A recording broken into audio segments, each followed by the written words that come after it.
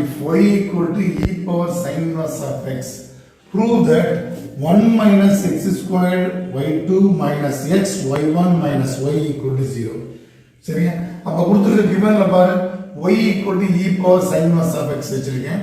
அப்ப differentiate with respect to x. x பொறுத்து differentiate பண்ணா y வந்து y1 ஆ மாறும். நான் ஏற்கனவே நிறைய வீடியோ சொல்றேன் e power x differentiate பண்ணா e power x தான். e power sin inverse of x அப்படி வச்சுக்க. sin inverse of x differentiate பண்ணா d by dx of sin inverse of x அப்படின்னு சொன்னீங்கன்னா 1 divided by root of 1 minus x square.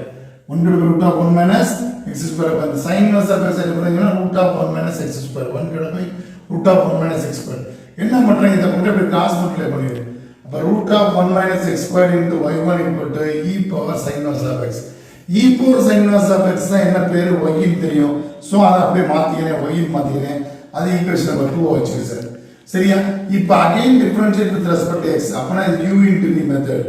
u into v method. So calculate differentiate பண்ணோம். முதல்ல நம்ம root of 1 minus x கூட அப்படியே வச்சுக்க. y1 differentiate பண்ணா y2 plus y1 அப்படியே வச்சுக்க.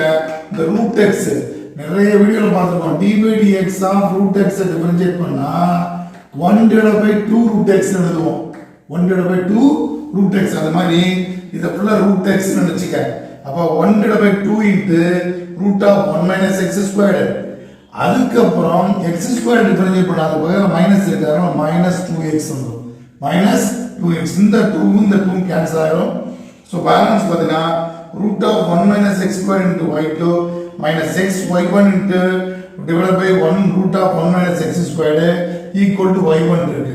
சோ இதுக்கு அடுத்த ஸ்டெப்ல multiple by root of 1 minus x squared on both sides. ரெண்டு பக்கம் மல்டிப்ளை பண்ணிடுறேன்.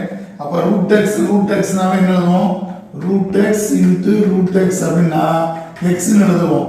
சோ அந்த மாதிரி இங்க root of 1 minus x squared again root of 1 minus x squared னா 1 minus x squared into y2 minus 2 times of x y1 இந்த root x cancel ஆயிடும். பைல வரா multiply பண்றனால minus y1 into root of 1 minus x squared. அதுக்கு அடுத்த ஸ்டெப்ல பார்த்தா y1 into root of 1 minus x squared தான் என்ன பேர் வச்சிருக்க பாரு. டிஃபரன்ஷியேட் பண்றப்ப y ன்னு வச்சிருக்கோம். சோ அந்த y ஐ வந்து இத சப்ஸ்டிட்யூட் பண்ணுவேன். சப்ஸ்டிட்யூட் பண்ணிட்டு இப்ப கரெக்ட் பண்ணி பாரு.